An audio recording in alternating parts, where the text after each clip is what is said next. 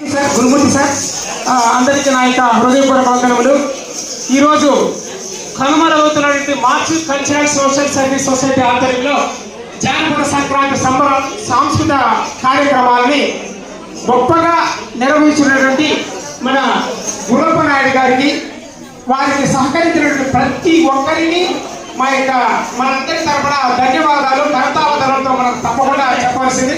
ప్రత్యేకంగా పల్లిపట్టు నుంచి వచ్చేసినటువంటి కోలాట బృందం తరపున సార్కి నెలగా ఈ ప్రోగ్రామ్ నిర్వహించడానికి ఛాయశక్తిగా కృషి చేస్తున్నటువంటి గురప్ప నాయుడు గారికి ఫ్రంట్ ఛానల్ అంటే కొంచెం బ్యాక్ పోతే బాగుంటుంది అనుకుంటాను. వారికి కొంచెం చోటు సాగడం లేదు.